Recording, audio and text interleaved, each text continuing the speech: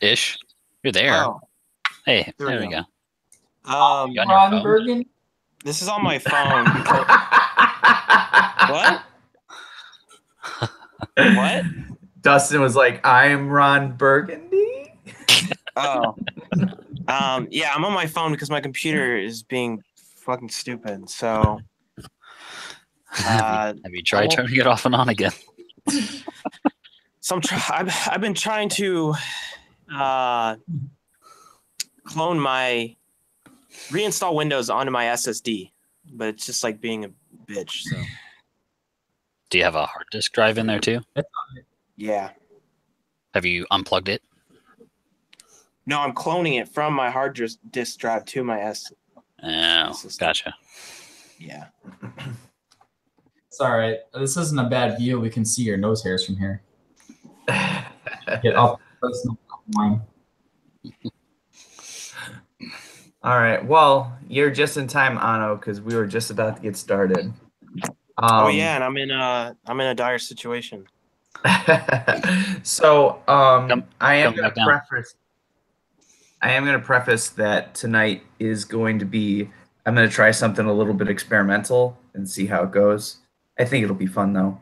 It'll be a lot more improv type stuff, which, you know, those wacky shenanigans that come from those things. So who would like to start off with a recap?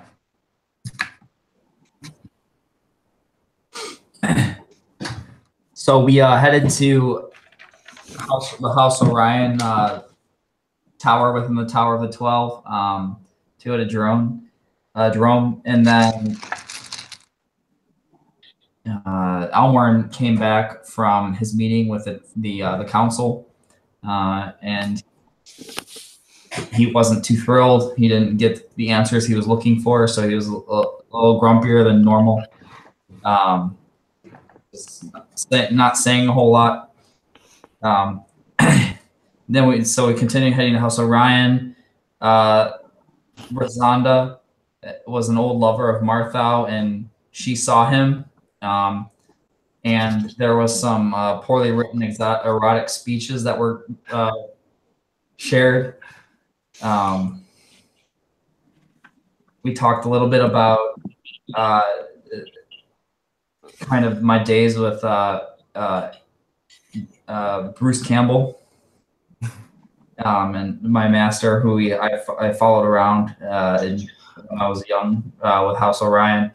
So we got we were trying to. They tried to swindle us, the front desk, with a teleportation circle, but through Rosanda, we were able to get out of it, paying a lot of money.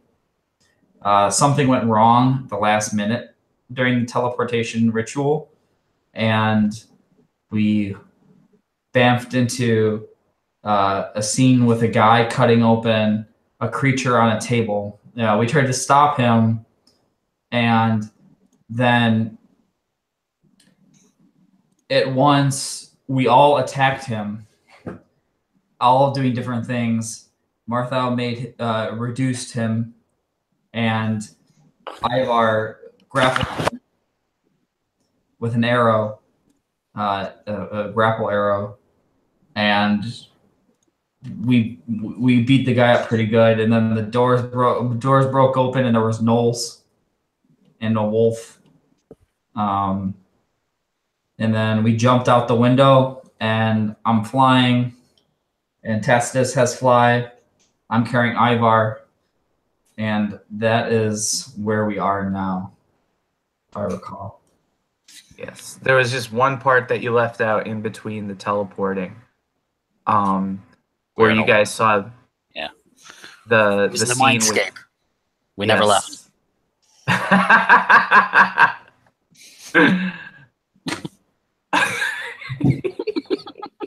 You never leave. So you guys saw that creature with the sword arms. It was a dude with two swords, but you saw like an overlay of this creature with the sword arms pinning Holmar to a tree. Yeah. but then a kind of petri kind of split into two, and one of them went and slashed the guy from behind, giving Colmar a chance to get him. And then you guys were kind of stuck for a bit, and you heard this really loud pop, and that's when you appeared into the trophy room where the orgy mage, was being murdered.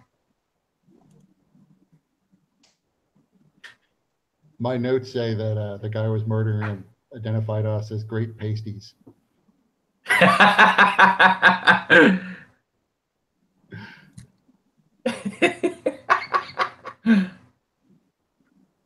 Sounds about Right. So currently, there is a great deal of smoke just beyond the trophy room where the door has been smashed in. The flind that you guys were facing with the giant flails is all kinds of incapacitated because of planning from Marthow using his phantasmal force ability, Ivar using a smoke stick, and then also a couple of lucky criticals where the flind is just basically completely incapacitated. The wolf is standing cautiously next to the door, yelping to try and draw the other guardians into the room. And you can see through the darkness of the fog that their shadowy outlines are beginning to become apparent, which indicates that they are closing in on the door. So you only have a few moments before they come through. I believe Elmorn is currently in that room, and Petrie had tried to pull one of the ogre heads off the wall and just about knocked himself out doing it.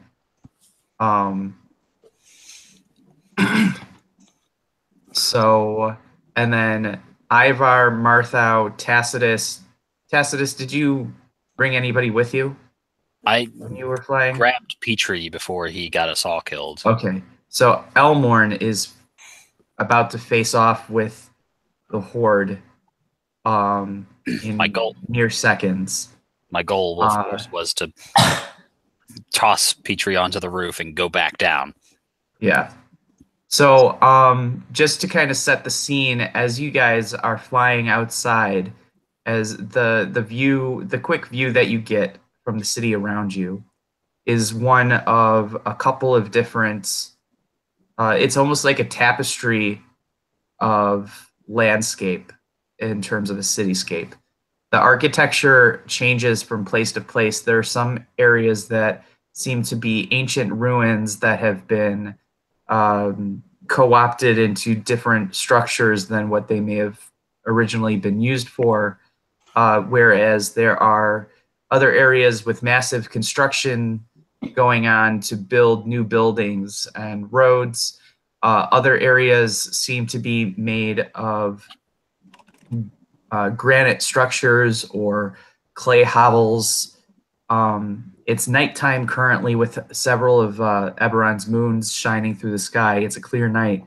And despite the time of the night, the city is still very active and bustling. Many of these creatures seem to probably be nocturnal. And while there are areas that are lit by torches, other creatures seem to have no problem navigating by the moonlight. There are several kind of barriers throughout the city that kind of mark off the different quarters or different ghettos that you might find. Now, in addition to the figures in shadow that are moving about through the streets, there's also several figures and even a flock or so of creatures that are also flying through the night sky. None of them necessarily close to you, but they are there, and so they're a presence to be aware of. The air smells of exotic scents that you haven't necessarily encountered before. Some of them kind of pleasant, others very repulsive to your senses, and they kind of mix into a strange combination that just kind of leaves you wondering what all that could be, almost in a sort of a sensory overload of smells. And so that's where you guys are. So, and then also Elmorn, you have the shape of an egg, a splattered egg now on your forehead. That is correct.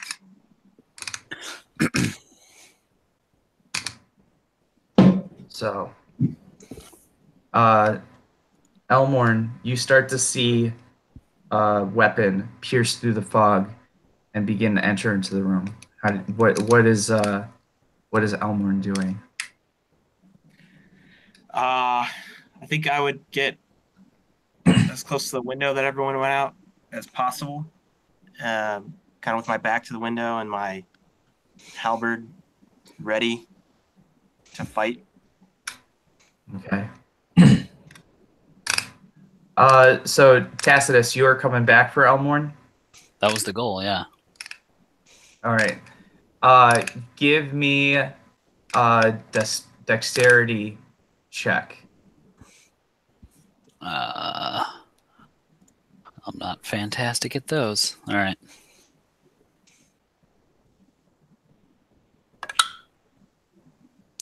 Just a straight dex check. Yeah. 9. Okay. So, before you're able to grab Elmorn, 3 of these gnolls rush through the room, Elmorn, at you. Could I throw a couple meteors at them? I still have 5 of them rotating. You're not in position to see into the window just yet. Okay. So that was what the dexterity check was, to see how fast Got it. you are. And so Elmorn, as these 3 gnolls are approaching you, what do? You have a moment to react before they come into range.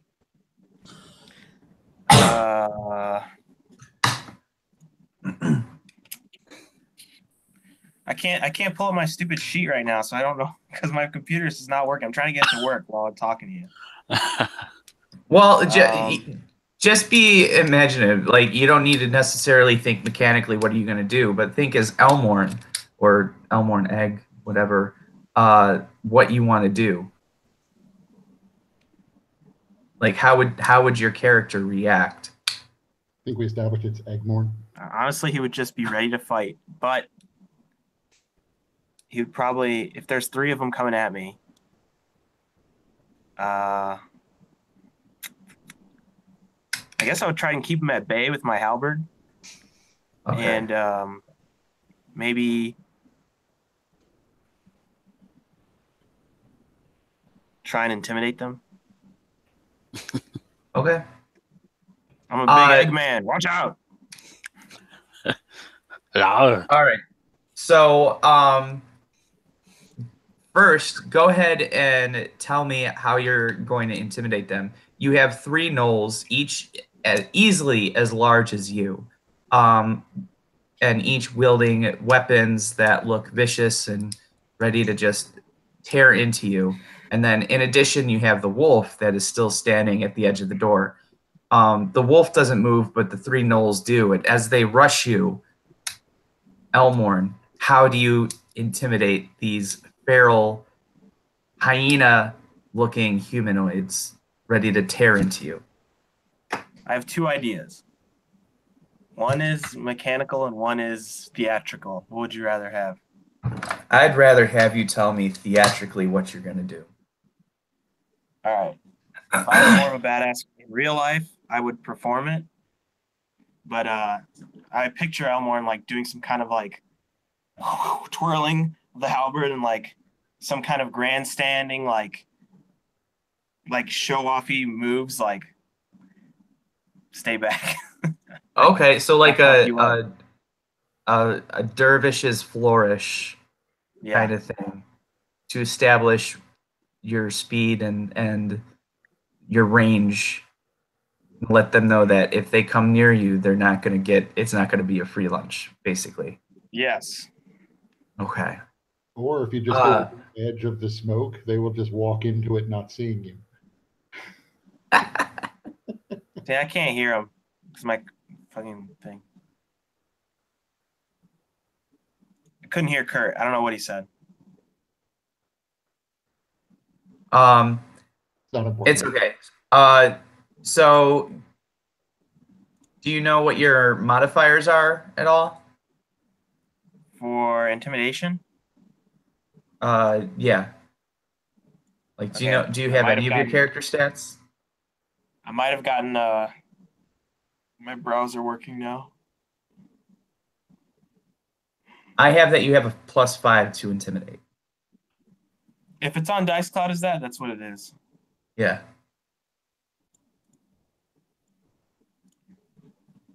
Okay. Yeah. All right. You want an intimidation roll or what? Yeah. Give me an intimidation check. Okay.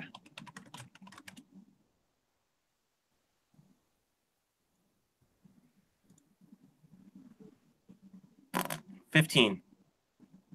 All right. So your flourish with the steel head of your halberd glinting in the moonlight, and the moves that you let loose with, and the swiftness that you execute them, amaze the gnolls, and they stop in their tracks for a moment, beginning to reassess the threat level that you present, and you see them sort of begin to change tactics rather than coming at you straight on. They're kind of starting to spread out a little bit. As that happens, Tacitus, you finally have sight. Your angle is such that you can see into the room. You see the three gnolls closing in on Elmorn slowly. Alrighty.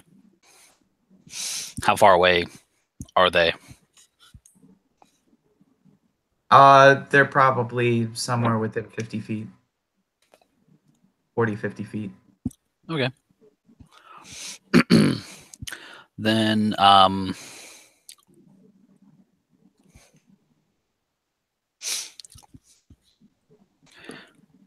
yeah, I'll come in. I'll fly down. He was right by that by the window, and so I'll just like get down to the window and like stop flailing that thing around, and then I'll grab him. And at the same time, I'll kind of like motion for a couple of the meteors to fly in towards them. Okay. Go away. Maximizing damage on them because each creature within 5 feet of where it explodes. So I probably just can only hit 2 of them. So. All right. So, we're not gonna bother rolling. We're just gonna describe it because you're pulling them out anyways. So yeah. you see the meteors impact at various areas around the room. You do 2 meteors. Yeah, I can only do 1 or 2 at a time. So. Okay. I'll send in 2. Well, we're not in combat right now. This isn't technically combat, so I mean, just however you want to do it. Still want to be quick about it. Oh man. Sorry. You're scaring my cats. My bad. My new magic trick.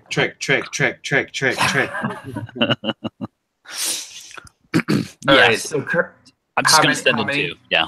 All right, so you send in 2.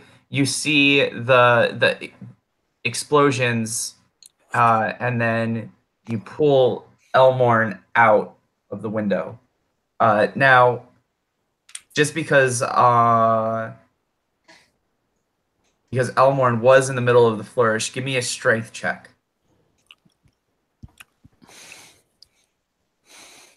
Perhaps athletics?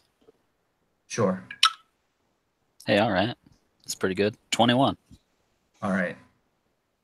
So you're able to overcome Elmorn's surprise and pull him out the window. Up All as right. fast as I can. And I'll So you deposit guys him are more gently on the ground than I did Petrie. excellent. So you guys are now on the roof of this building. It's a large building. It looks more like a castle or a kind of mansion than and it really dwarfs many of the other structures immediately around the area. So you hear what seems like this large gong sound that's resonating throughout the building, and that you can see if you look over at the streets. You can see that there are what appear to be garrisons of creatures beginning to come forward towards the mansion.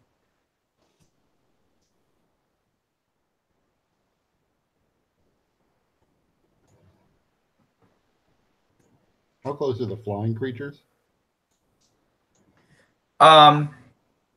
They're relatively far off. Probably about a football field's length or so is the nearest one. You don't see any of them necessarily coming towards you, at least not yet. But given where you guys are, there's no reason to suspect that there wouldn't be some flying guardians watching the city. Is there any indication of what building we might be near? Like, can we tell what purpose the building is? Or does it look like a prison? Does it look like a skyscraper? You mean the building you guys are standing on right now? Yeah. It's a residence. It's like a mansion. It's very opulent. There's a lot, like unlike the other structures within the vicinity that you guys can see, at least close by. I mean, there's other buildings that are kind of similar to this in the distance.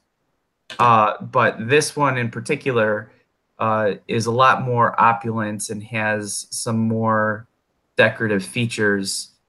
Many of the other buildings surrounding this one seem much more plain or utilitarian.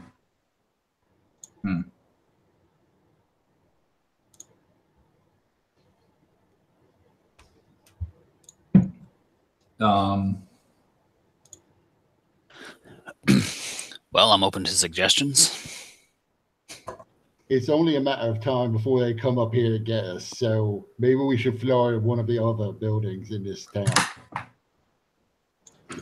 Requires a couple of trips.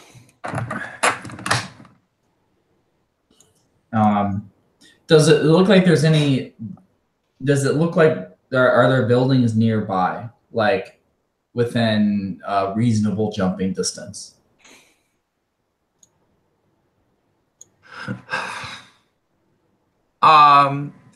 Not with this building, because it's much taller than the other buildings, and actually, for whatever reason, whether it was an architectural like decision or if it was some kind of,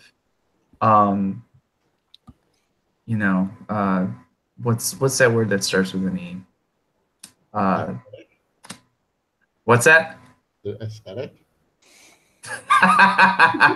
No, but for whatever reason, this building is actually built on stilts, and so it's much higher than the other buildings in the area. But once you get, like, if you were to get off of this building, the others offer a bit more proximity and level to where if you wanted to run along those buildings, you potentially could. Especially since most of the buildings in the area have fairly flat roofs and are really just more blocks of stone and dried clay.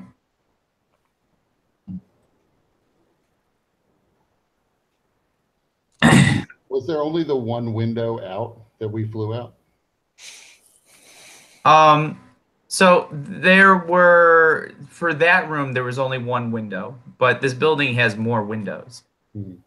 And in fact, there's also what appears to be some kind of skylight as well, more towards the center of the building. What about like a door up here? No door. Yeah, we're safe. If the flying thing comes here, or these creatures, unless these creatures can crawl and fly themselves. How dark is it exactly? It's nighttime, but you have the light of at least one full moon, and there's several others in the sky currently. So there's enough. It's like dim starlight. And how high up are we? How far down below is the ground? It's probably about a 3-4 story building.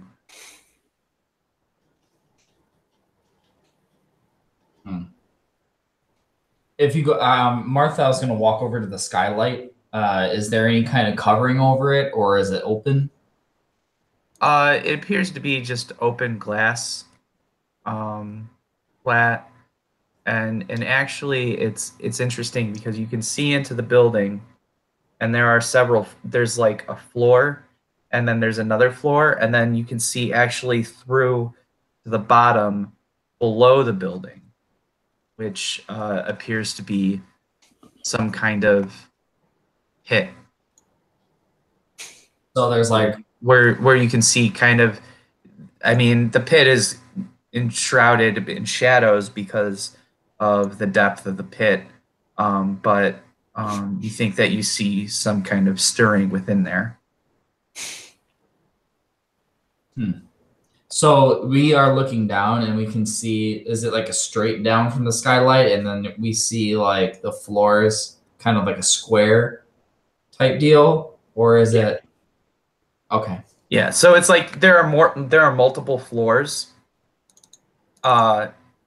There's at least 2 floors. There's a first floor, there's a second floor, and then there's the roof where you guys are, right? And the skylight seems to be like, there seems to be the skylight here, and then that is like an empty space below the skylight, and then there's a similar perhaps glass structure as like a glass floor that allows sight through to the ground below, as this building is built on stilts.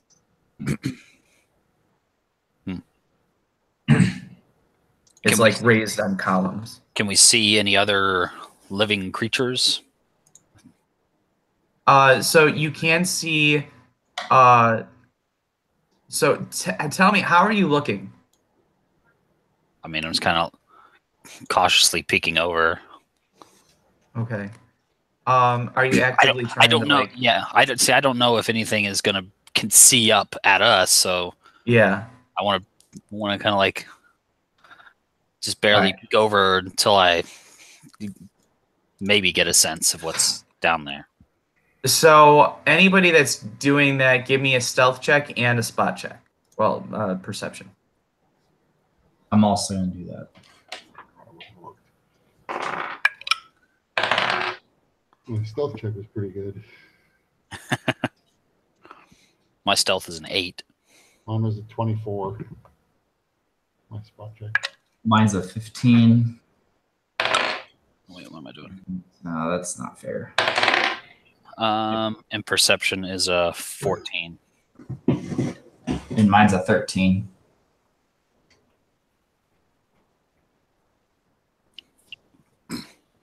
All right. What were all the stealth checks again? Below 10 for me. Mine's 15. Below 10. Okay. So you guys do see more of these gnoll creatures and also some orcs running through the mansion from the skylight, but one of them notices you, Tacitus specifically, And you can see him point, and you can hear through the glass that he shouts, and others begin seeing, looking in that direction. Heads back up. Sure, it's fine. I punch Tacitus in the thigh.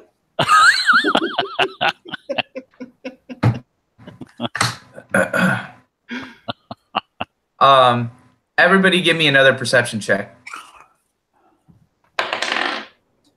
Not 20.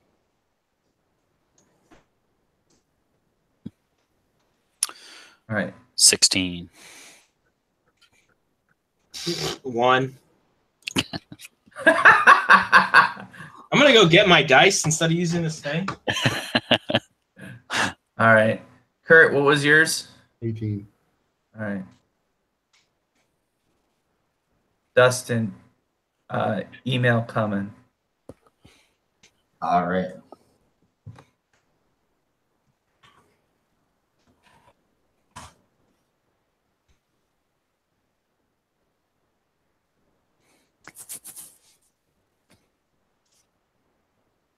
Gmail.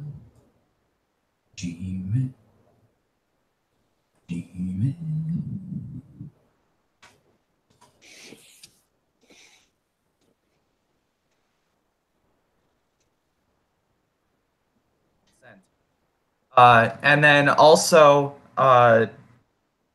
within moments after they spot you, even though you guys kind of ducked away from the skylight, not too far off from the skylight, there is a sudden explosion as somebody with some kind of raw power or magic punches a hole through the roof. And you can hear more shouts from the orcs and gnolls and other potential guards that may be coming at you.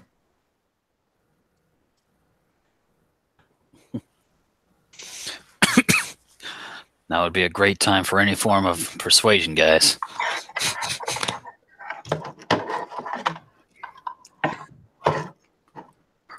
Ivar, give me an athletics or an acrobatics check.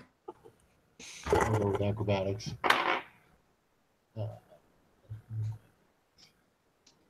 That's a 22. All right. As you were backing away unconsciously from the explosion, you got close to one of the statues at the edge of the roof, and one of them turns around and slashes at you. It tried to grab you, but you were able to slip away more nimble and quick than the statue was able to. Ivar, watch out for the statues. They're not how they appear. As you step on that. Thanks, got that. So several of the statues on the roof, not all of them, but several of them begin to turn and open up wings seemingly made of stone. And they kind of move towards you in a jerky, unnatural motion. Well, I think we may want to exit the roof rather quickly. Do we want to jump down and try our hand at whatever just blew a hole through the roof? Jump down. How far down? Three or 4 stories. No, the skylight. How far down? Wait, you want to jump through the hole in the ceiling, or you want to jump through the skylight? Whatever is a reasonable distance. Like, can I tell how far? If the distance that if through the hole in the ceiling is like less than that distance in the skylight? Wait, so you're gonna move to the hole and look through it? I don't really see a whole lot of options here. Okay, so give Go me go off the side. Give me a dexterity saving throw. That was a really good roll. That's an 8. So good. You take 20 damage as a slew of arrows immediately shoot through the hole as the guards that were readying a ladder. But you do see before you get impacted by all these arrows that they were bringing a ladder, and there's probably about at least a dozen guards that are about to rush up to the roof. Hey, don't break concentration on your fly spell.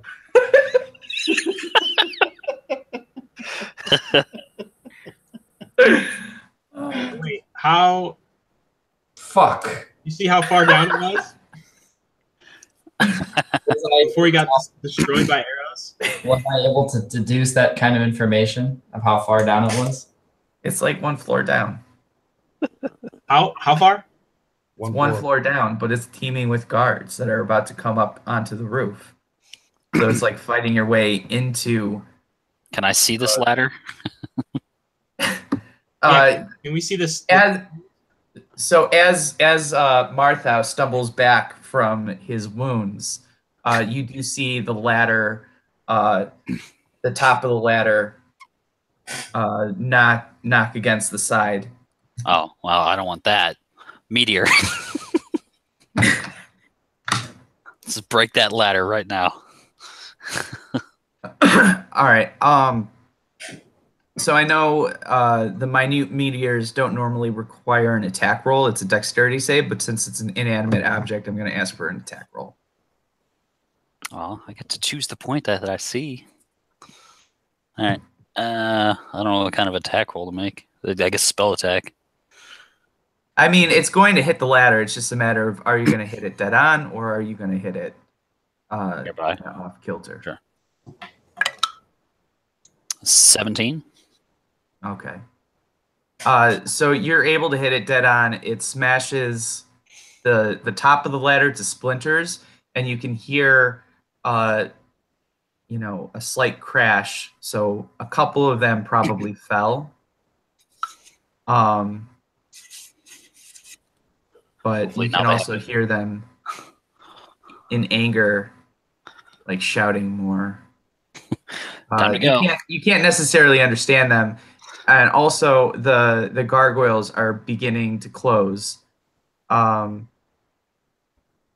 of them takes wing and lashes out at Elmorn.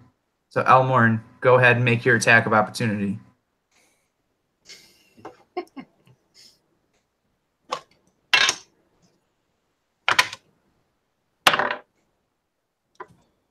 Uh, 23. That's a hit. So don't worry about damage. The thing, because he's flying, he's going to crash into the ground. Go ahead and describe how it happens, though. Okay, so he starts flying towards us, and then I whirling dervish again, and I smack him. Like I bat him out of the sky. And where does he crash? Under the ceiling or down below?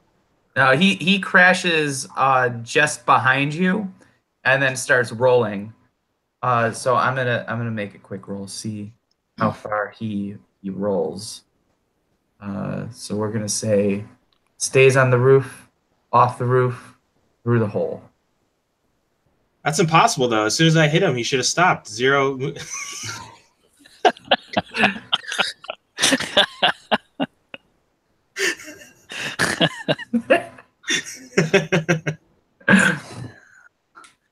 All right, so he falls. He's tumbling in a roll from his momentum, which was significant considering his mass and weight and the speed that he was flying. But you were quicker, and he falls to the ground and begins tumbling, but you can see his talons raking and actually digging into the granite stone ceiling roof, and slow him to the point where he's able to catch himself just as his legs are falling off the edge.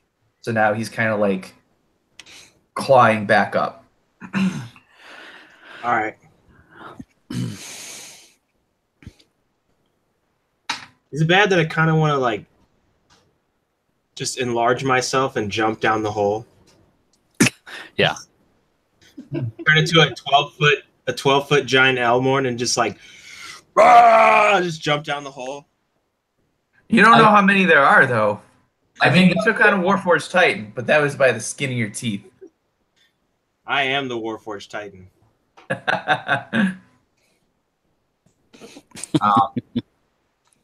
Let's get. I mean, if that's what you want to do.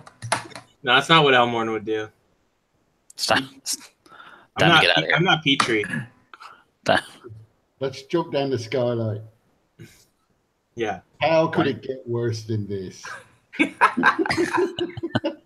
choice is we either jump off of the building or we jump down the skylight. I think we should go off to the side. Do we have any like items or anything that can help us get down safer? Any spells, anything like that? No, we got a couple people flying. Assuming it's still active. In the distance, you start to hear a strange sing-song type noise. It's rather pleasant to your ears, and it's kind of giving you this sense of calm. Everybody, give me a wisdom save. I like to think I'm hard of hearing. I'm gonna have to re-roll that one. Action point. Yeah, I'm gonna have to spend an action point. Everybody. Well, let's see. How are you guys positioned right now? Because you got Elmorn. He just did that thing. Martha was close to the hole and got arrowed. Ivar was kind of close off to the edge when he avoided the gargoyle. And Tacitus was at one point looking down into the window. So what is your guys' position? I would say that Elmorn is definitely watching the. I never looked down the skylight or anything, so I would say I was just kind of like looking around, like watching our backs basically, and then the gargoyles started coming in. So I'm basically just like facing the gargoyles, I guess, where they're coming from. Okay. Ivar, you actually get advantage on this because you're gnome. Okay. I got a 16. All right. What's everybody else's wisdom save? 17. 10. Even with an action point. I'm gonna use an action point. I'm gonna use an action point. All right, better. Net 20. Does this seem unsafe? Does it seem worthy of a second action point? I rolled a 2 and then I rolled a 1. So I mean, I'm not much higher than that. All right, so each one of you kind of gets this sense of calm that you guys want to kind of just stop resisting and maybe just chill out. Like, you're not getting sleepy, you're just kind of wondering, what all this excitement is about. You're kind of going from a like somebody's turning down the dial on the adrenaline pumping through your veins. Martha, I'm gonna send you a quick email. since you got the nat 20. I'm digging it, man. Maybe the gnolls are affected by it too. Maybe. And the gargoyle and everything.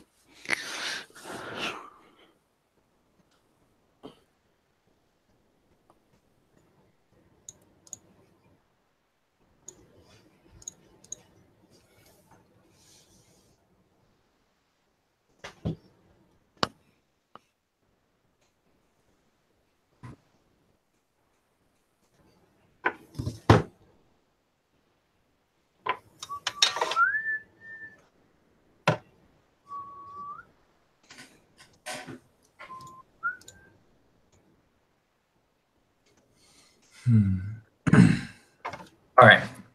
Sent.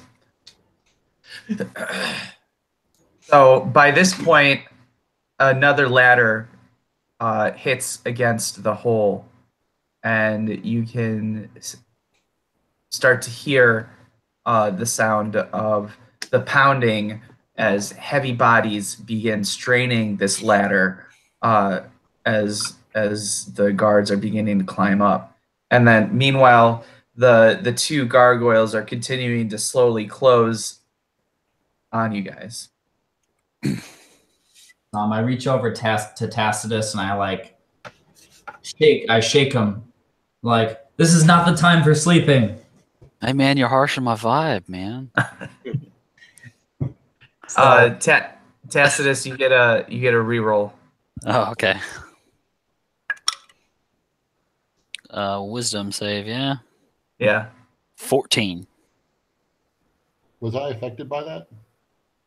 What was your final roll? 16. Yeah, no. You guys can feel it, and you can recognize it as kind of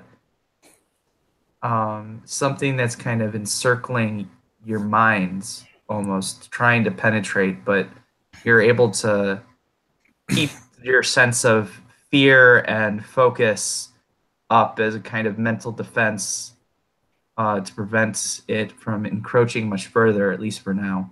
Is Tacitus still affected by it right now? No, he's not. Oh. He rolled just what he needed to. Nice. I was about to walk slap over to the hole. Time to go. I'm going to walk over to the hole and throw a tanglefoot bag down, breaking it and like the top third of the ladder. Okay. So give me describe how you're approaching the hole.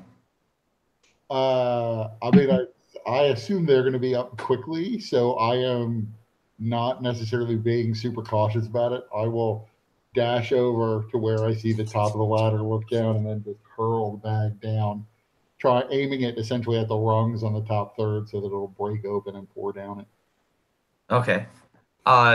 So that is very effective in tangling up there were two orcs on the ladder, one of them just about to poke his head through as you do that. And so not only does it release the tanglefoot bag, cause its sticky substance to cling to their bodies, but it also wraps them up, prevents them from moving further up the ladder or down the ladder. So now it's kind of a bottleneck of sorts. But there are several other guards that are kind of lying in wait. And so give me a dexterity saving throw.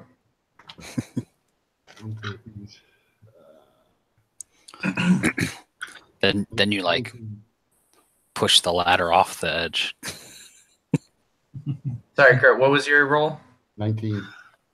Okay. So you only take 10 damage as you're able to duck out of a cloud of arrows as they shoot up from the hole. We've destroyed one ladder. The second one's all sticky. How many ladders do you think they have? Probably just enough to get up here.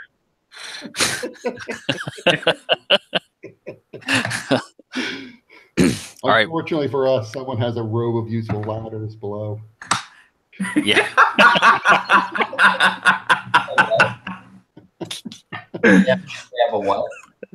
I said a robe of useful ladders.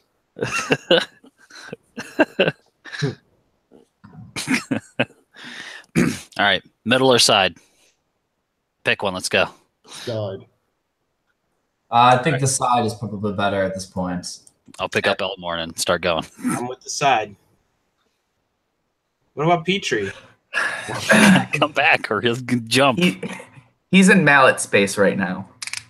Mallet space? Yeah.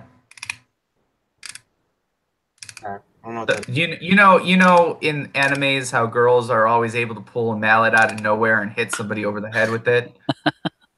That's mallet space. It's not out of nowhere. So I was gonna say, yeah. So he's under a girl's dress right now. Sounds like I hop on Elmorn's back. Hi ho, Elmorn, away! He can't fly. Elmore can't fly. I'm starting to pick him up. Elmorn is not amused. I run over to Elmore and I like, it's like, Ivar, come on, we have to get out of here. As you see, like these, I imagine these like statues like ratcheting towards us. Then I will grab onto Martha instead. Also, like I look in the distance, like I see some harpies. They're coming closer, as you can already hear. So we should probably move much quicker. Besides the orcs coming up the ladder. Indeed. I can only. All right, so where are you guys headed as you're going to take off?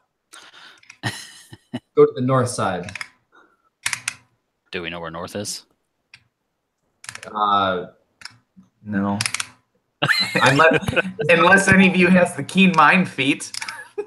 I mean, is there any like within positioning of the moons? Give me a survival check. Wow. These rolls aren't gonna last. I rolled a 19 and my modifier is 2, so 21. All right, so you have a general idea of which way is north. So I start heading that way. Do we know if that's actually the proper way to go? We don't know shit. Let's just go. Yeah. We don't, but you can always trust north. So, Martha, you take to flight with Ivar. Is that right? Yeah. And then Tacitus, you have Elmorn. Mm-hmm. Okay. And so as you guys take flight, you are heading to the north, and then so you see the city sprawling out beneath you, bustling with activity. The gong sound still resonating through the air, reaching even beyond the walls of the building. And so now, where do you go?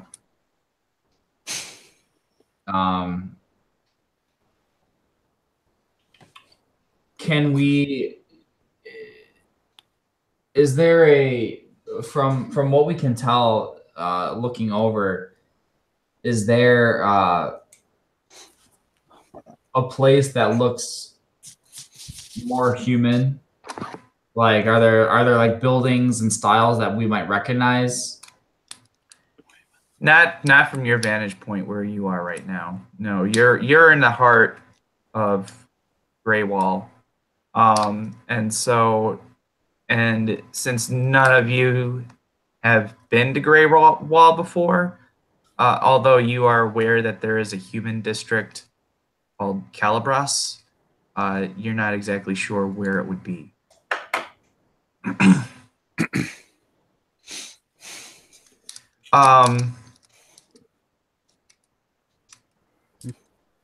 Ivar, give me an insight check.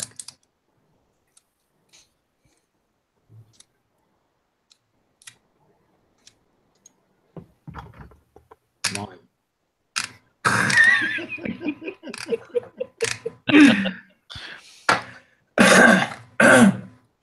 We're doing real good tonight. All right. I'm gonna send you an email real quick, Kurt. You're taking us in the wrong direction.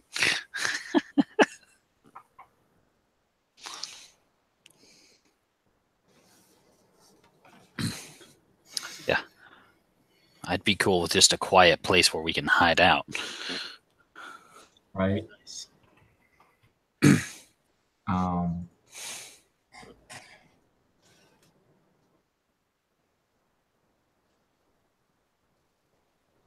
So, if necessary, I'll keep an eye out for that. Because this fly isn't going to last forever. So, Right. So you want to kind of you want to find a place to hide? yeah, if we can't find anything else to do, or any place else. Investigation check. Investigation.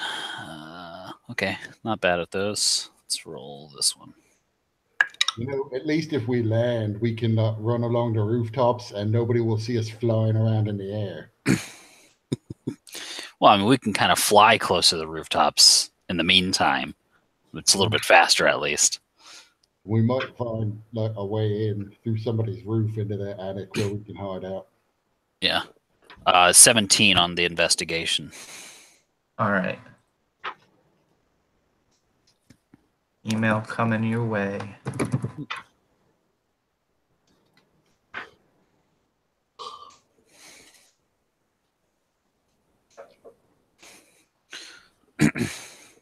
Was it nighttime whenever we left?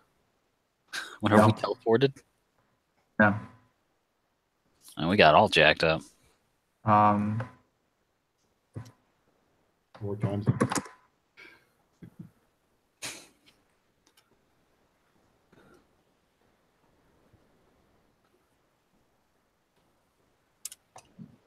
Maybe we got lucky and went backwards in time. We got younger.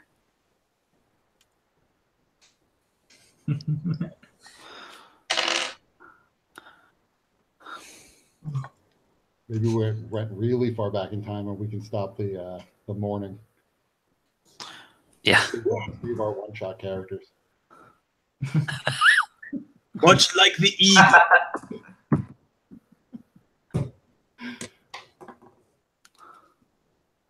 Okay. Sent.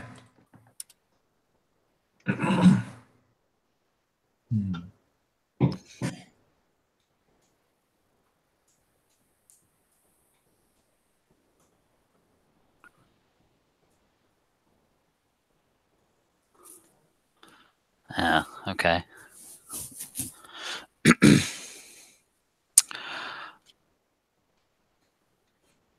No great places to hide, but we might be able to just find a group of creatures and blend in. That's always possible. Although I suppose it's hard to blend in when there's not too many humans around.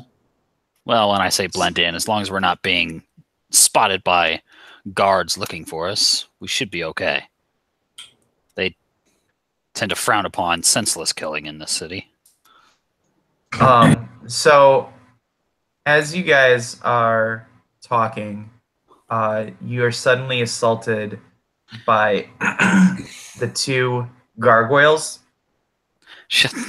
Two of the gargoyles, because they have taken flight and they have followed you.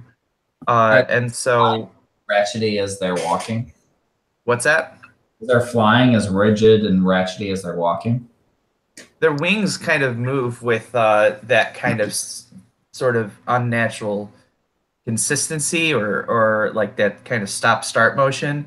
But despite that, they still appear to be agile flyers.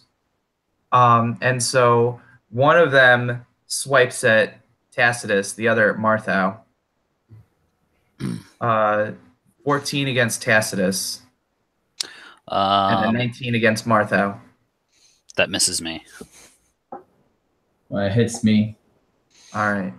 So Martha, you take 6 damage, and I need you to give me either. Well, no, it would just be athletics. An athletics check to make sure that you don't drop Ivar. And a concentration. Yeah, that's what I'm really good at. And a concentration check to make sure you don't drop out of the ground, the air as well. All right. Well,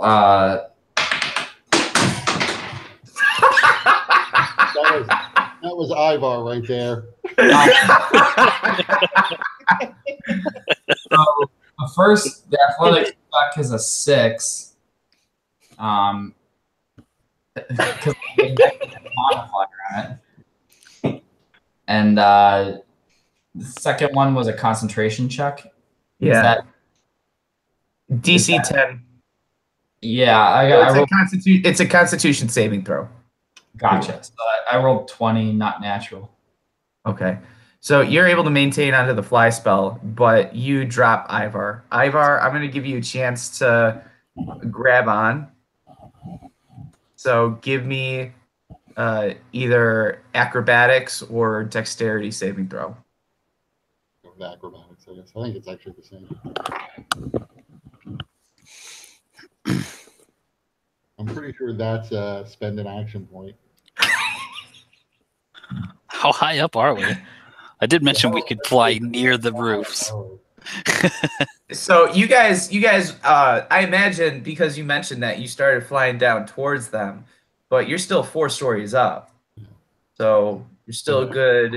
And so even if you like leveled off a story, that's still about 60 feet from the ground, a little bit less if you're over a building. 19 after spending an action point. All right.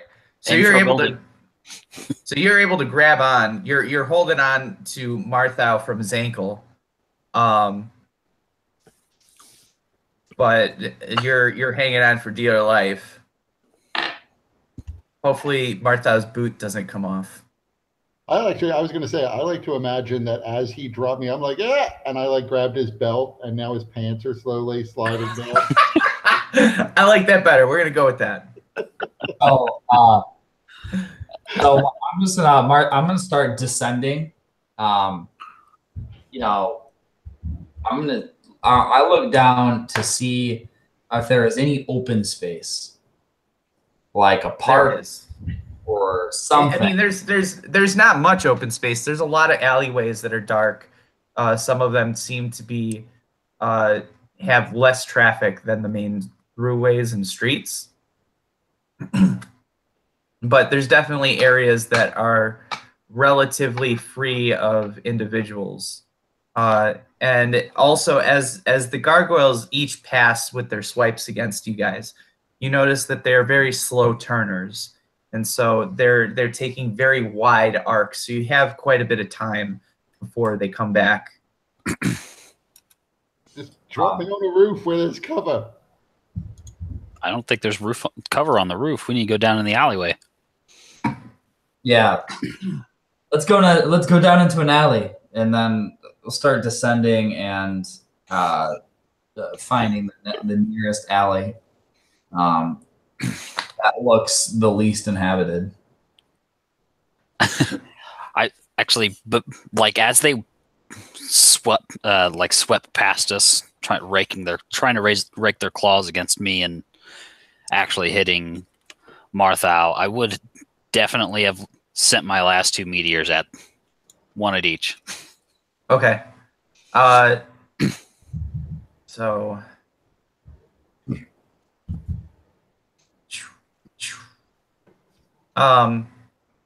both meteors strike true and knock the gargoyles out of the sky. Yay! All right, so you guys land in an alley. Well, Tacitus and Elmorn land fairly safely in the alley due to Ivar's struggles to maintain his grasp on Martha.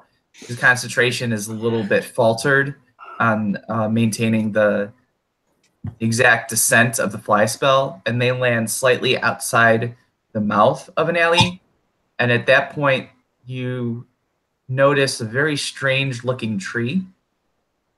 The tree doesn't appear to be a normal tree, though, with bark and leaves. Instead, it appears to be a trunk with branches that seem to be made of flesh and undulate. um, and surrounding the tree on the ends of each of these branches are these strange orbs, and several of the orbs kind of swing in your direction. And Martha, I'm gonna send you an email about this.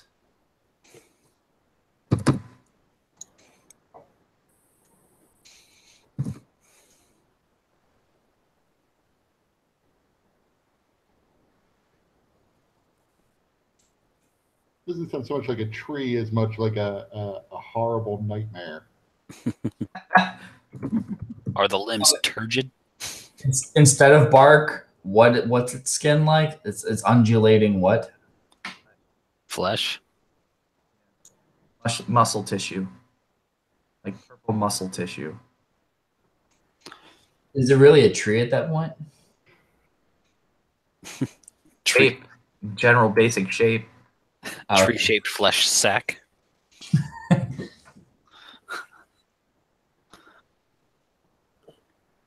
Interesting.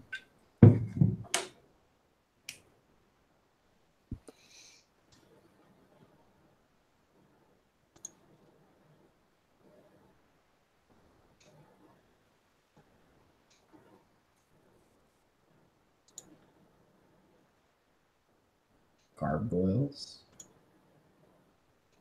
All right, sent.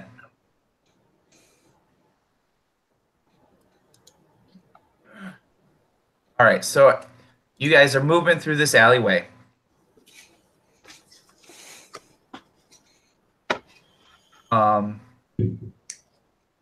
This we should kind of hurry along. That tree is not friendly. It's in league with the watch. Oh. And they now know we're here, so we should move. Indeed. If we see more of them, we should try our best to hide them. Or hide from them.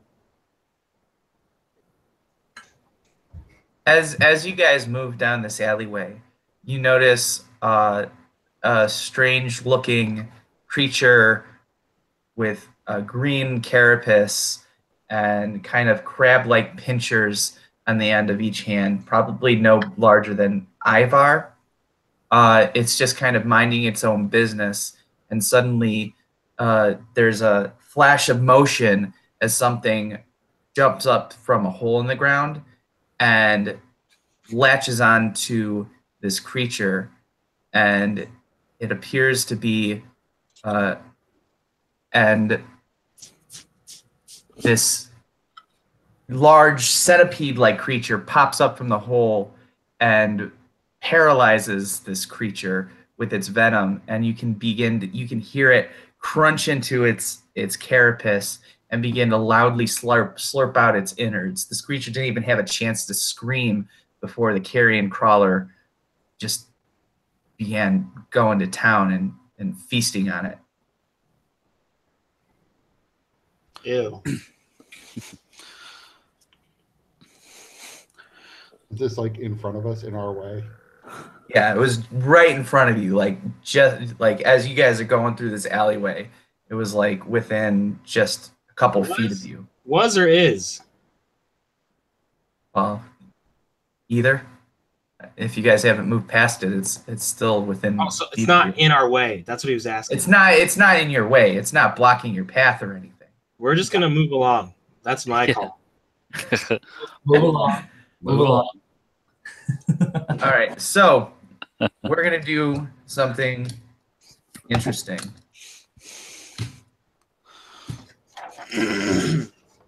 All right, Martha. Yes. You have a choice.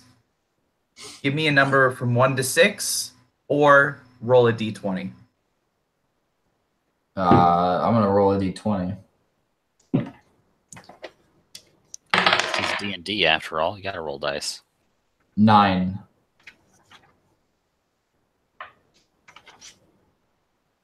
All right. So as you guys make your way further down the alleyway, you see a large pile of trash. What appears to be the trash starts to move and shake and quiver.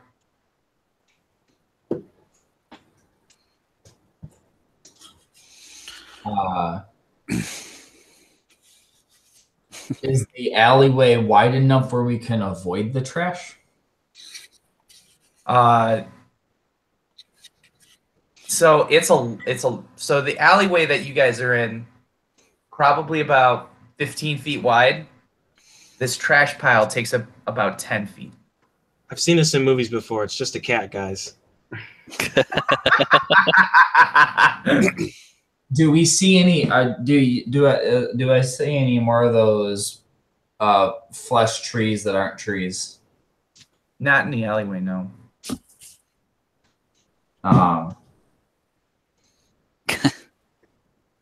Well, if I it would is, draw a javelin, kind of ready to throw it at the trash or whatever comes running out. Okay. is there something near the trash? Or I guess I could just do it on a piece of trash. I'm gonna cast light on something. Okay. So Something over there frightened by light. That causes an instantaneous and violent reaction as the trash pile shakes and it begins to stand up, and it's actually Let's go backwards. it's an I don't even know how to pronounce this name. Otyugh? Oh yeah. Is that how you pronounce it? Yeah. It's at least close enough. We know what you're talking about. I'm gonna bring up a picture of this guy.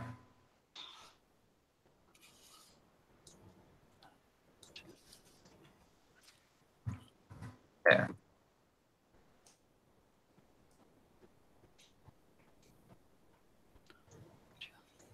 This thing. Oh.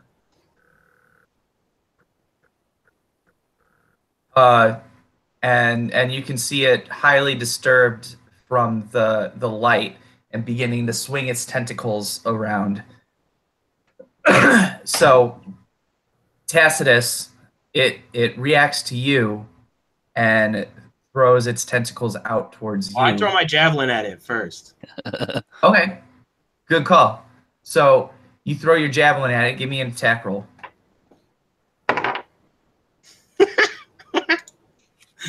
That's an action point.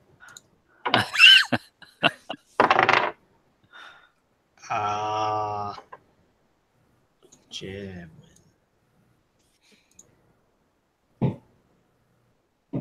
19. All right, that's a hit. So you hit the thing and it screeches very loudly, which you realize may draw attention to the alley, as it's a piercing kind of scream, and it lashes its tentacles out now towards you, Elmorn.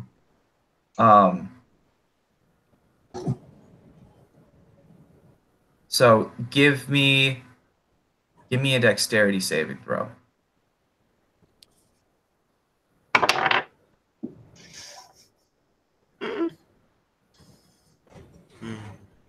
Use an action point.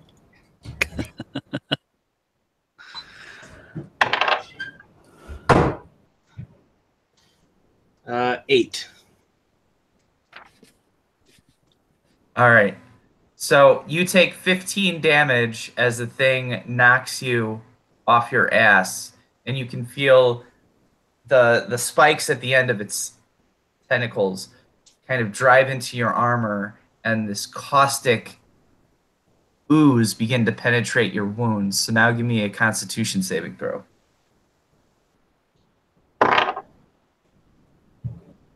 11. Noted.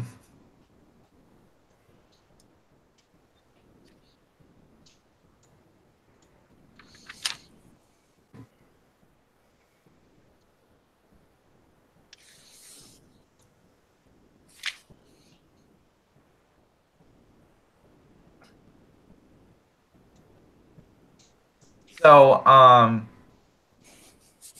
the thing just begins to after having been stabbed by Elmorn's javelin and giving it right back to him, kind of just takes off and begins to look for other garbage piles to eat. Wait, my javelin. Oh, it's lost.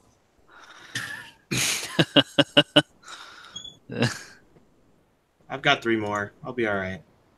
All right. So the alley turns into. Well, I'm going to punch Tacitus. Oh, wait. What was my saving throw? I said 11, right? Yeah. It's actually 13. Thanks to Doesn't matter. action.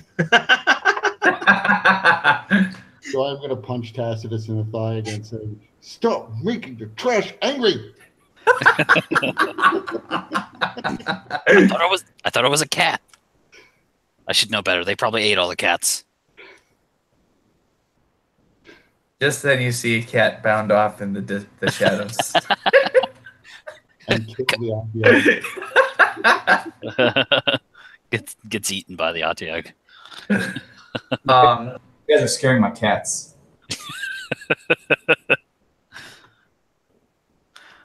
All right. So now the alley eventually splits into 2 different directions, left or right. Ivar, you're gonna pick the direction and then either give me a number from 1 to 6 or roll a d20. Well, I would say right. I'm going to defy you by giving you a number from 1 to 6 that I'm going to determine by rolling a d6. 2.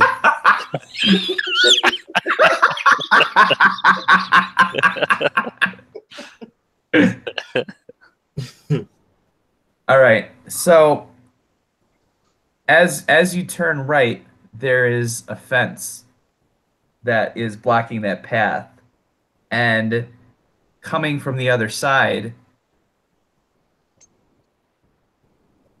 you see,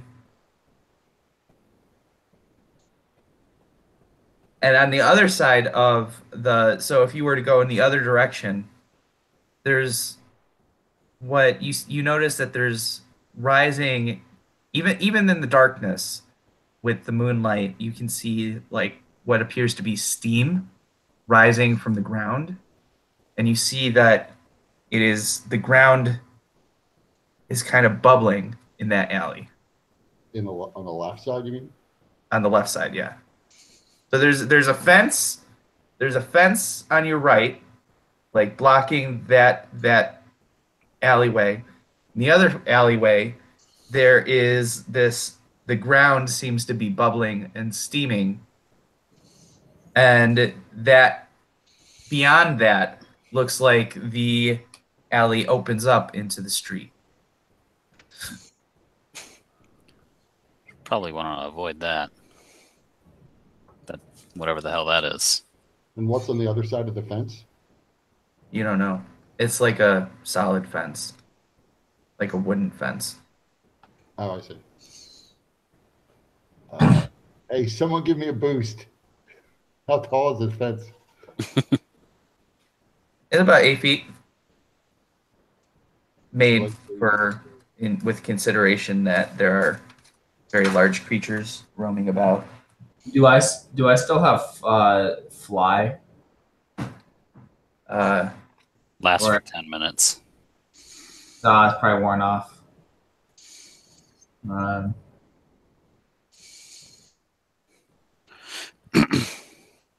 I'm going to say that you do still have fly. It hasn't been 10 minutes yet. Man, an action pack 10 minutes. Yeah. I'm going to ascend and take just like peek over the fence just a little bit.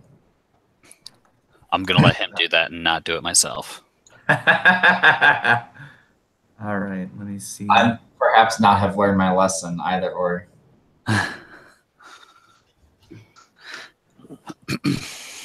All So storage. what you see is a lit sort of. It's almost like a park. It's a rather small park. It's enclosed by the edges of the buildings, as it's kind of like situated in the middle of an alley.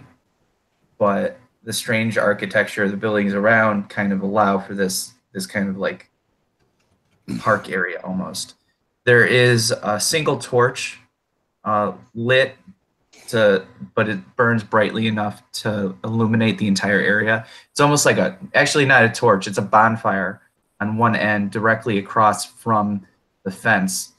And you see a bunch of ogres playing some kind of sport with a ball that seems to resemble soccer. But if you look really closely at the ball, it looks like the corpse of beholder. Of a beholder? Yeah. Sure. I stare. And I'm really confused. You'd imagine something like that would make a lot more noise. And I go down. Yeah. So that's when you realize that you guys have been hearing the grunts and the impact of the beholder's corpse against the boots and knees and hips of the ogres. I descend and say, "Well, I do not think we want to go that way." There are some ogres having a bit of sport with a beholder, a dead beholder. We should go and challenge him to a game. Seems like the place. No one will look for us in the middle of a match. Humans versus ogres. Winners take it. Not human.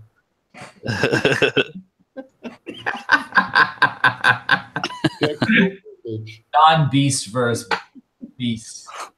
I feel like that's probably the better way to go. They're at least going to be happy. Well, I have to admit, I'm not the most athletic of gnomes, but We could probably just pass through. Skirt around the edge. Yeah, Don't interrupt their game. Can we skirt around the edge of the bubbling floor between the wooden fence? So you mean the left way with the bubbling floor? Because it's opposite from the fence. Okay, so these are two separate alleys. Well, no, it's so you came from the one alley and then it splits off into like a T intersection. And so the right is the fence, the left is the bubbling. I see. Can I just point out this would be our only time to play beholder ball? Not the whole. I'm gonna fly up and peek then, I guess. How rough are they? Like, are they full on body checking each other?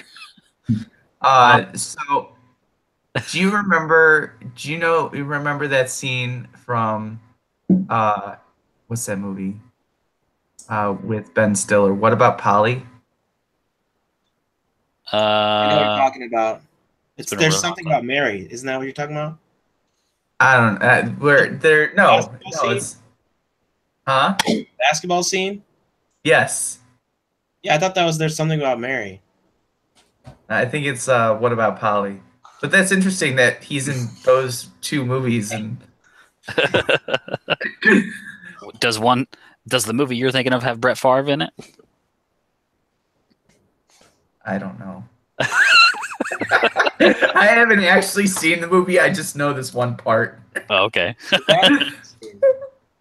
But all right, so basically what you see is the ogres are being very physical with one another, body checking one another. You see as they kick the beholder, its eye stalks have been shorn from its skull, and you see its jaw kind of like limply going left and right from the impact of each blow with its cold, glazed-over eye just about liquefied and dripping out of its empty socket.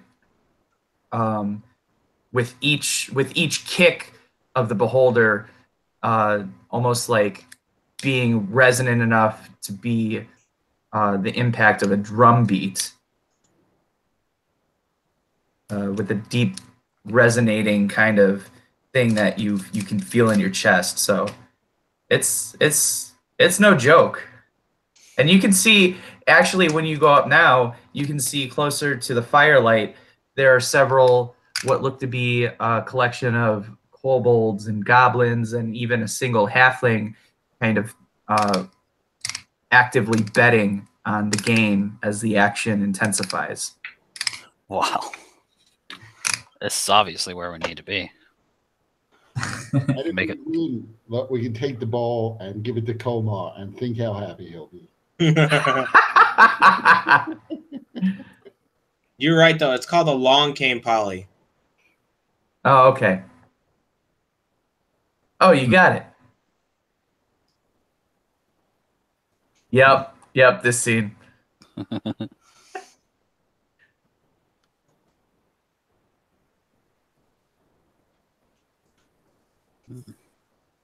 Well, what's interesting is I think that might be. I think that is a little out of our league right now. We don't have to participate. We could do the betting. Or you could Or just fly pass over- through. You could fly us over the bubbling ground on the left before your fly spell wears out. And just hope there's not like poison fumes or something in the air. How tall is that? How tall is the alley? 20 feet.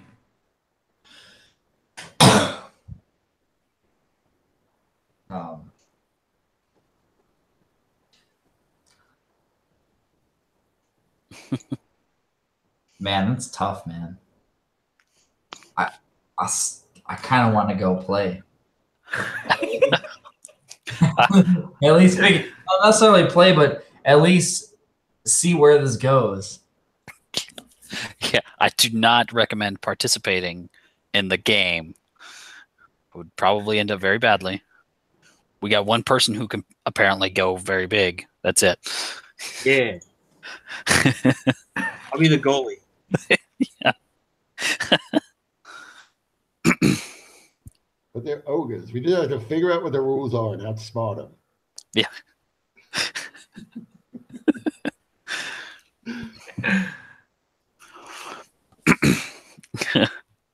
Or we fly up to the roof and run until we get to a street. Find another alley.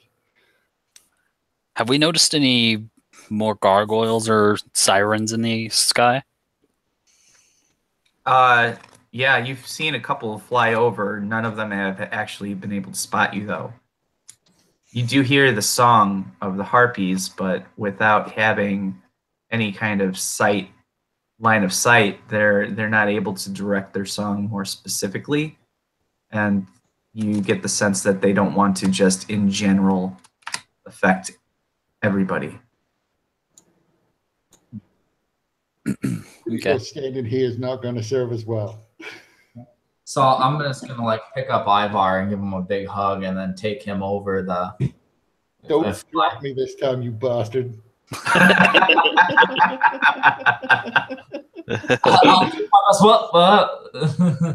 it. So I pick him up and fly over the bubbling goop. Is it like the floor is bubbling, or this is like a puddle that bubbles? So give me an investigation check. I don't know shit. Investigate. Yeah, I didn't see anything. I mean, it was like I got. Ivar, as you're flying over with Martha, you could do a quick check. As I pick up Elmorn, we'll go around. There's whatever this column is above. We're gonna go around that. Okay. Natural 20. All right. So you know exactly what it is. It's a shit show. I'm sending you email.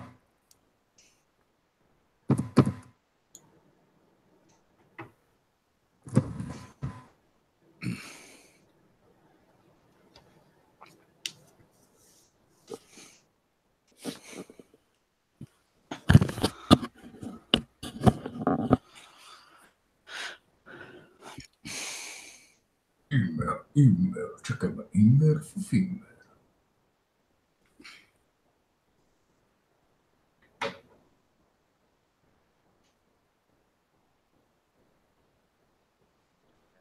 Green versus blend. Weird.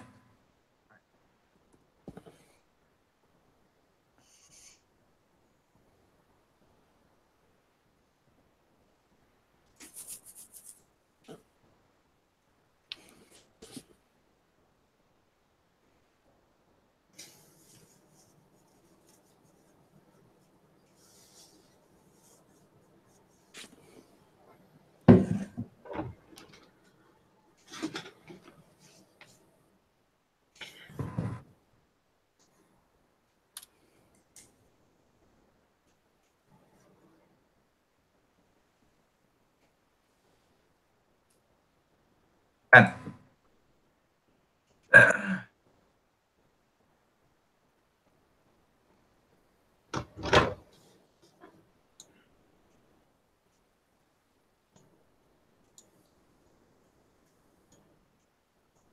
Fly up! Fly up!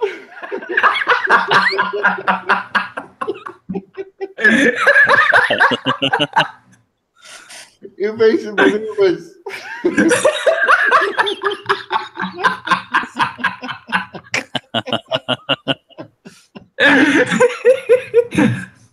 Wait, what? I didn't understand that. I said, fly up, screaming very loudly and terrified. All right, so I'll bolt up.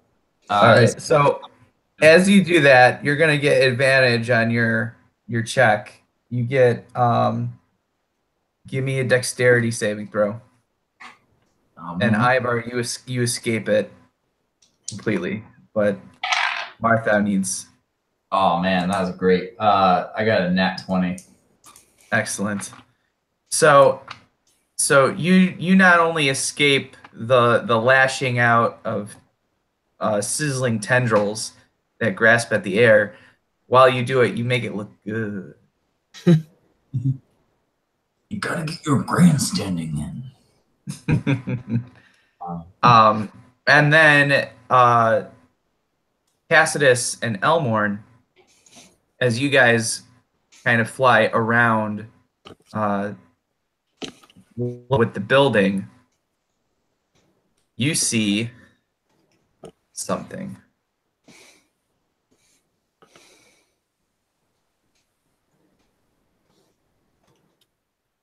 So we had Marthau and we had Ivar do this. So now we're going to do Elmorn. Choose 1 through 6 or roll a d20. 10.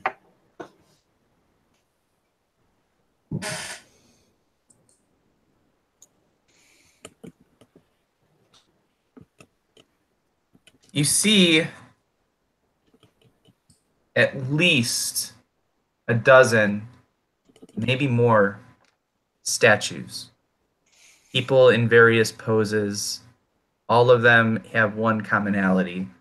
They all appear terrified. Both of you give me a perception check.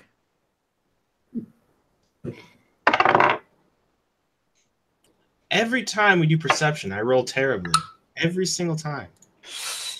That's most definitely an action point. I got 3. All right, after this, does anybody even have any more? I have 2. I still have 2 more. I mean, I got a 4. All right. Fuck. Perception. Yeah. 11. All right.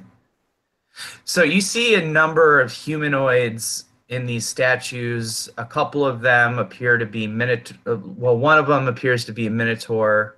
Another one appears to be a troll. There's a couple of humans, a couple of elves. There's a couple of gnomes.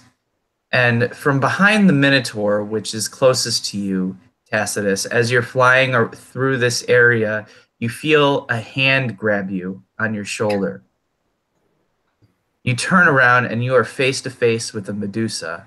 Its eyes are closed, but it can see you through its snake-like, its tendril-like, snake-like tendril things on its hair. All of them kind of pointed directly at you and undulating and hissing. Don't mind us, just passing through.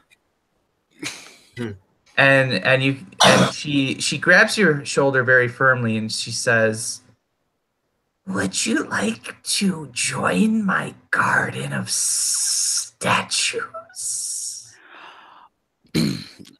Maybe a different time. Rain check. Oh, but you look like you would be a perfect addition. I don't think so. I don't sit well. Are we seeing this? You are currently fleeing with style from the tendrils of the acid. So this is kind of happening concurrently. Okay, well.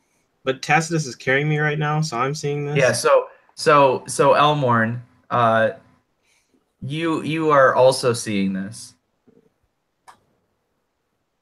Listen, lady, move. So rude. You come and invade my garden and don't even leave a gift. Can we see them? What does she look like again? Undulating? I heard that. It's a Medusa. She's a Medusa. Oh, a Medusa? Yeah. Would Elmorn recognize a Medusa? Everybody has heard of the Medusa and knows of their gaze. Okay. All right. Can we see Marthau and them? Yeah. Okay. Are they like outside of her little fucked up garden here? Yeah, they're not there because they're much lower. They're still in the alley. Okay. Let's see. I really don't feel like dealing with this lady. I just kind of like holding Elmore, and I just kind of quietly say, "Guard your ears." And I'm gonna cast Thunderstep, and it basically a thunderous boom that could be heard up to 300 feet away. Happens, and me and Elmorn get teleported within 90 feet. So I'm going to go to where Marthau is, and then she has to make a con save or take some damage. But I don't know if you want to really deal with that. It could potentially shatter some of these statues. You see some of the statues kind of crack. Some pieces fall off some of the edges, and she winces, and you can hear her curse at you guys. But with the noise that you made, you hear like a conch shell trumpet and shouts as the forces that are looking for you are now getting closer. Get moving. And you can actually, so as you get to the end of the alley where it opens out into the street, you can see many of them turning a corner and pointing at you, and in some unknown language begin shouting orders to go and get you. So we run the other direction. Or fly for as long as we can. All right. So your fly spell is wearing down for both of you. So you guys are running through a rather crowded street. Should go back to the beholder ball. Make him run through the green slide.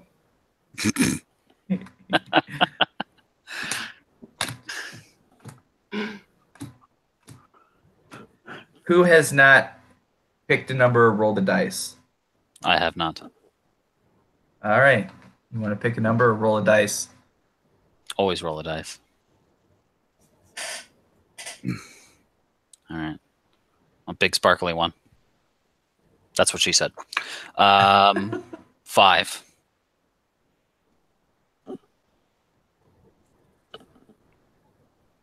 On the D20, by the way.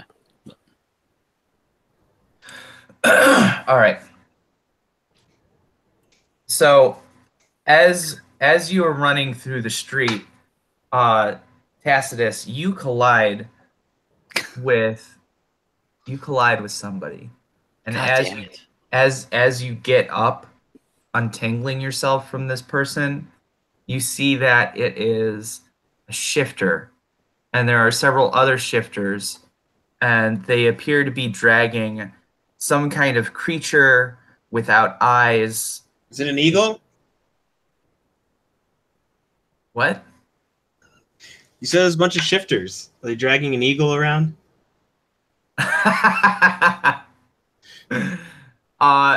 Yeah, they're dragging a giant eagle.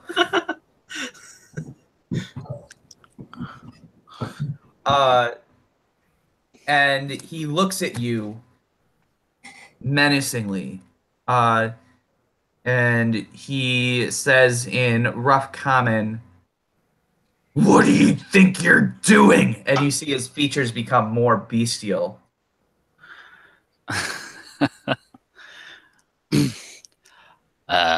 Well, I'm pretty sure I just ran into you. It wasn't intentional. Just going around. Don't mind us. I'm going to try and skirt around. So, no time to mingle. See you later.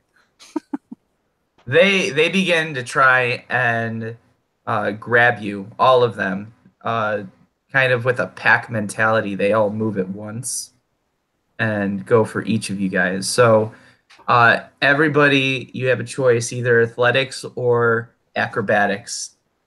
Can I cast suggestion? Yeah. Can I cast suggestion? I can. However, I don't have any level 2 spell slots left. Am I able to cast suggestion at level 3? Oh, wait, no. Yeah. You could. If you had any level 3 spell slots. Yeah, I don't. I actually used my last one doing fly. Yeah, you could do it. You just don't get a benefit. So, Do you have an action point? I do. How many? I have 2. I'll trade you 2 action points for a spell slot of the appropriate level.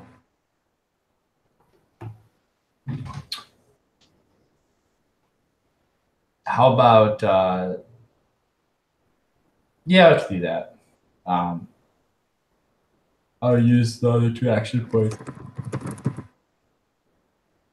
All right, so I'm going to cast suggestion as they're going and say,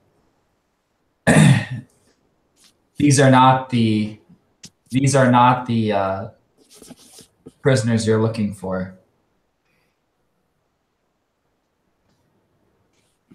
Go home. I'm going to go with the go home part.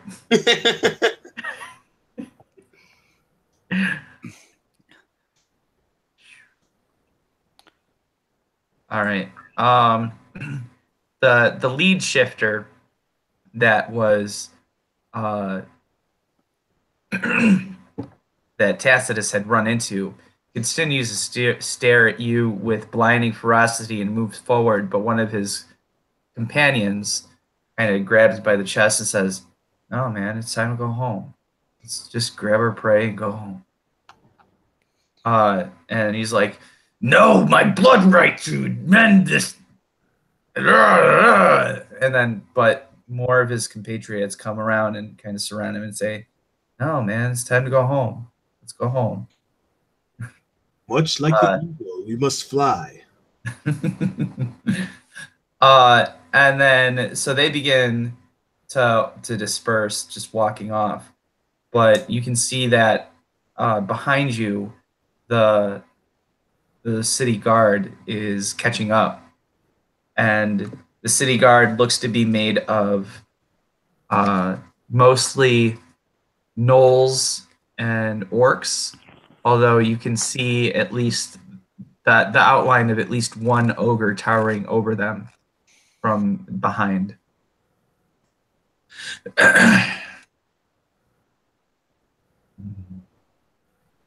Am I able to use a disguise kit on other people besides myself? You are, but you don't have time to use a disguise kit right now. And it doesn't help if they're looking at you when you're doing it. Get moving. All you do is like put the Clark Kent glasses on all of us. How long does that take?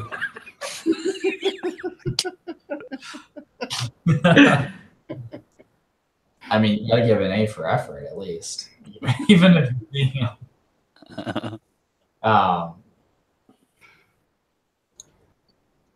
Time to get running. Let's get moving. Yes, we're running. Run blindly. Like at this point, like Martha was just scared. Okay. So as you guys are running, you have a couple of options. You pass another alleyway that you can duck into. You can make a turn either left, forward, or straight down the street as you guys come to the intersection. And you also see what appears to be a broken fence that is leaned up against a building, but it is done in such a way that it could serve as a kind of improvised ladder to get up on top of one of the buildings. I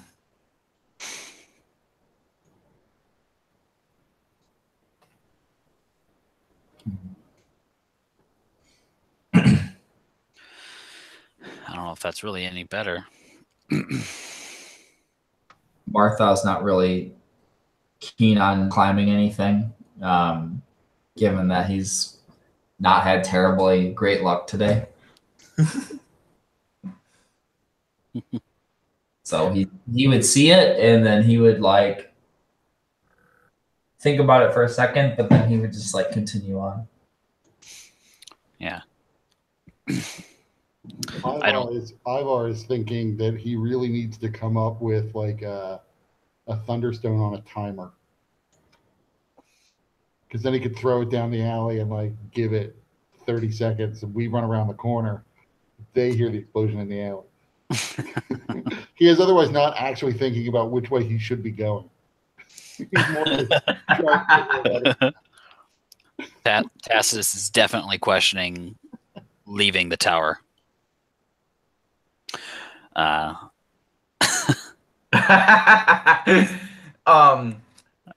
Actually, Ivar, do you have any action points left? I do have one action point left. If you were able to creatively and reasonably come up with a way that you would be able to kind of manipulate the Thunderstone on the fly, I could allow you to do that. I'm not really sure how a Thunderstone works. Well, I haven't said how a Thunderstone works, so you're free to make it up. I mean, if I would I do that?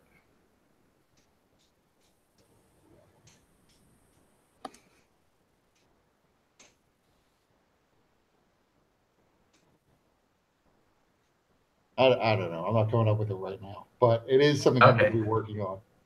Okay. All right. So which way do you guys go? You're not going up the building, it sounds like. Tacitus is just questioning his life choices up until this moment.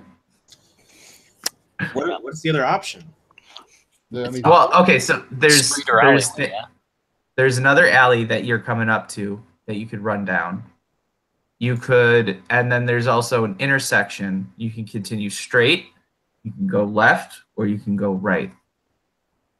Do we see any doors, like houses or residents? There's some doors. There's some doors, and I mean, there's buildings all around. So theoretically, you could go inside one of these buildings. If we went up, couldn't we get our bearings, guys? See where we are. See where we're trying to go. Where are we even trying to go? We're just like running. I know, but maybe we don't know where we are. Maybe we could see something we could run to. I don't know. We might be able to in the quad road area, this crossroads area. I mean, yeah.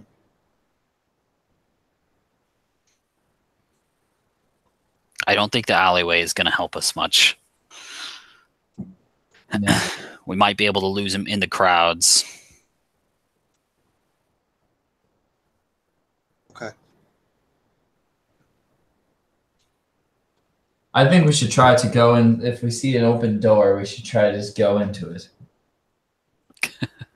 It's certainly better than running around outside. And who knows, the owners may even be hospitable and more reasonable than the guard, which has not been. Imagine you have that thunderstone in a little glass vial, but with alchemist fire inside, and then you just pour a little acid on the glass so it's slowly dissolving the glass.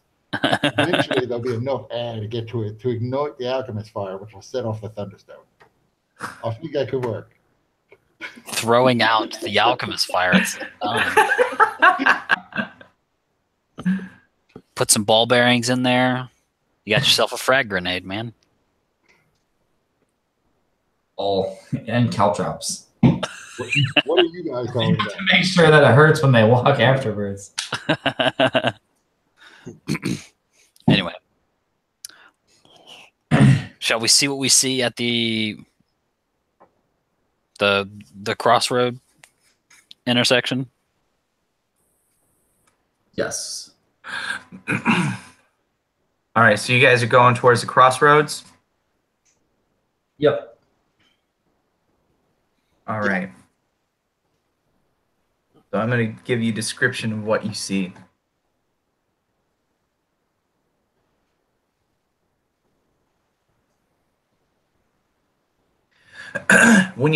As you get to the crossroad, as you look to your right, you see a street vendor that appears to be a tiefling with purple skin and a spike club tail and a third eye in the middle of his forehead.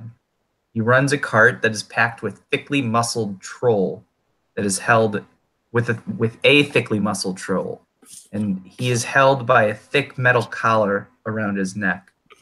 His arms have been chopped off at the shoulders, but the skin is healed over the wounds. And his legs have been amputated in a similar fashion just below the knee, while a large hook pierced through each hamstring.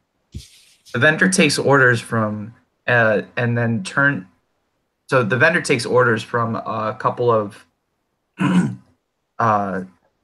people and turns to the troll and begins slicing his flesh from his chest and his meaty quads, much in the same fashion as one of those lamb turners with the gyro shavings. The troll screams in agony while the customers, a pair of goblins, hoot and clap at the entertainment that go with their meal. And the tiefling places the meat upon a skillet and touches it with a glowing hand to the metal, causing the metal to heat up and sear the troll flesh, giving you a scent reminiscent of a macabre barbecue. The troll continues to cry out and shake against his bondage, even as his green, sickly flesh begins to heal over the wounds once more. That's what you see when you look to the right. I don't see that guy helping us. As you look to the left, you see walking down the street what appears to be a pack of normal human people. Some of them are wearing bloodied robes. Others are covered in severe bandages covering still leaking wounds, the bandages crisscrossing over their limbs and torsos. All the figures walk with their heads bowed and their forefingers and thumbs connected in a triangle over their chests, similar to like this. The lead figure wears nothing but a less than modest loincloth, his arms out to his sides, and unlike the other figures, his chin is up, with his eyes staring blankly into the middle distance. His flesh has been ritually ripped from his body in banded strips, revealing the red muscle, tissue, and sinew beneath. Despite appearing as nothing more than people, even the largest and scariest creatures seem to scatter from their presence, not wishing to cross their paths.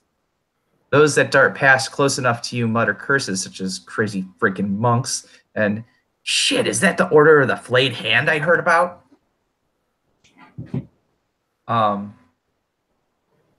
Meanwhile, straight ahead, you see, well, it doesn't really matter what's up ahead because straight, there's another one of those fleshy trees. And all of its branches, as they look at you, turn and seem to actually look at you. How fucking fast does information travel in this city? Let's trying to hide in the group of crazy bugs. Oh, definitely follow those guys. Absolutely. The tree can see us. Look, we're trying to hide there, and then as soon as we're out of eyesight of the tree, we bolt out of that. However, what do we know anything of this Order of the Flayed Hand? Was it? Yeah.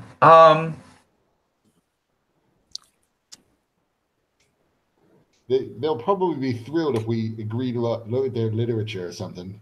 So they'll let us know. Do any of you proficient in religion? no. No, I just get my intelligence, which is not inconsiderable. No. Elmorn? I'll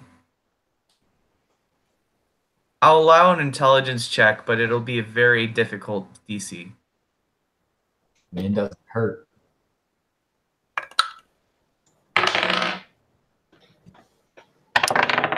$10 won't cut it. No.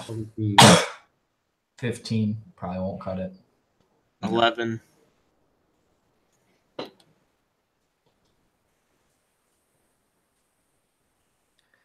All right. So you guys know nothing about this Order of the Flayed Hand.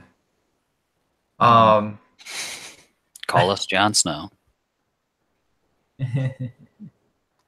Now, with that, I'm thinking call it a night.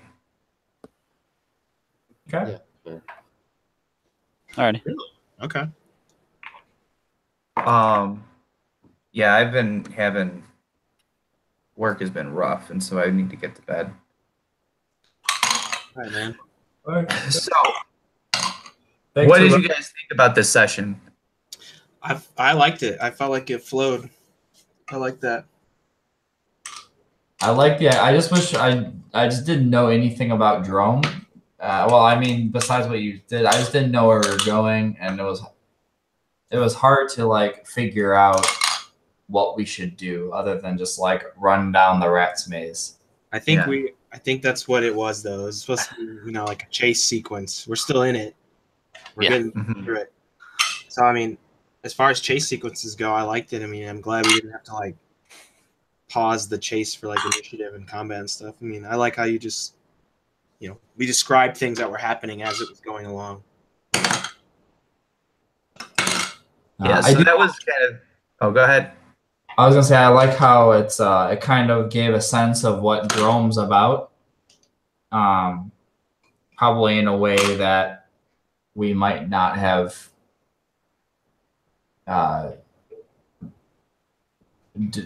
figure it out on our own had we not had to run through parts of it. Beholder Ball, I think, is an up-and-coming sport. Yep. Introduce that to one of the dragon marked houses. It'll be the inter-house league. I think we can make it a thing. The thing about Drome is this is the city we were actually trying to come to, and as much trouble as we're in, we're not even anywhere near where we want to go.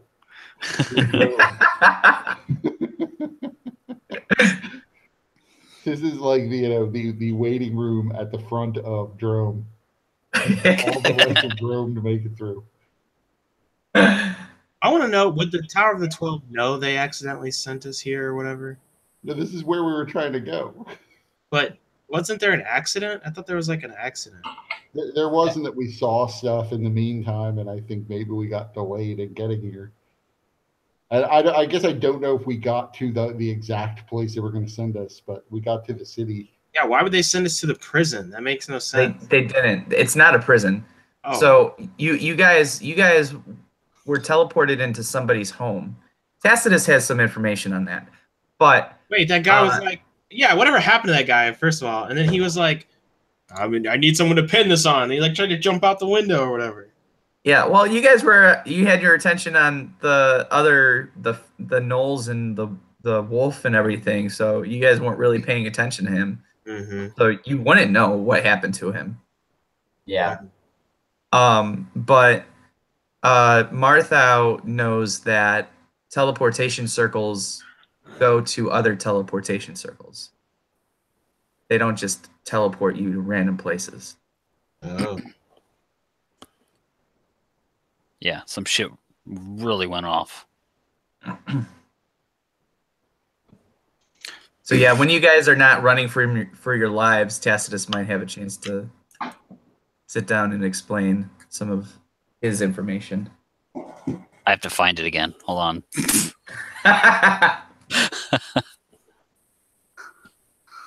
If you happen to find it, feel free to resend it. All right. I enjoyed it. Good. Sorry, Sorry, go ahead. I was just saying sorry I was late. Oh, no worries. So yeah, I was trying to do something that was a little bit less structured, a little bit more allowing you guys to just kind of be creative with it. But then also doing some things where I kind of had it where I had some ideas, but I also made it improv, where some of those things I didn't know what you guys were going to find when you turned down those different ways and when you guys were picking the numbers or rolling the dice. And I'm glad, because part of my intention, Dustin, was that you guys would have an introduction to kind of the character of this city. Mm-hmm. We got flayed people. I was hoping you would have to come up with the rules for Beholder Ball. I tried, man. I tried. And Dustin, it's actually kind of good that you're feeling like you don't know what's going on, because neither does Martha. You guys have never been to this city. You don't know what's going on. You don't know why these people are chasing you. You don't know where to go. You don't know where safety is.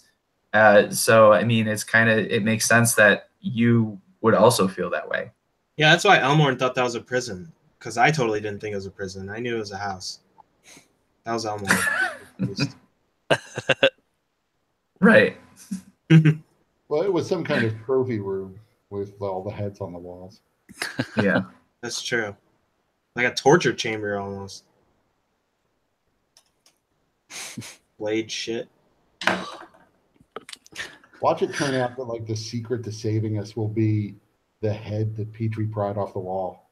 Tried to. Never did. It'll like come to life and talk to us and tell us how to get out of here. Or it'll be like somebody's like son's or like daughter's head or something, and like it's still alive and it can like buy us passage. Yeah, that's the only reason they're chasing us, is they want that head back. Well, if you remember, We didn't get that that head down. inscribed inscribed on the trophy, like on the plaque right below the head. Mom.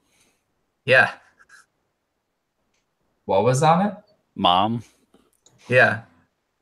And it was a spitting image of the orgy mage that was lying dead.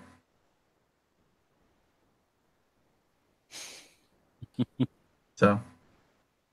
Well, it did sort of occur to me. I mean, maybe with like the flesh trees, they don't need it, but it did occur to me last session that he might take the head, and then somehow they're able to figure out where we are because they can like see through the head's eyes.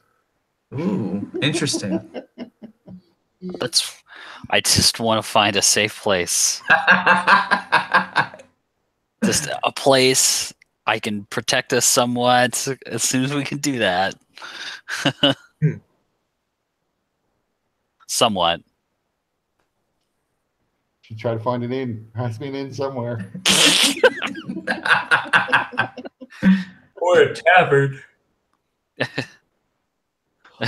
Hey, barkeep, do you take fugitives? At the Lusty Wench, they do. Or we find a temple and demand sanctuary and hope that helps.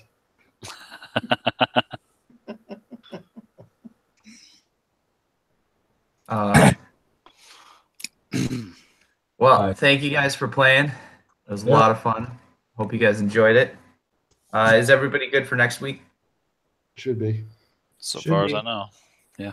Yep. All right, cool. Talk to you later. All right. All right, later, everyone.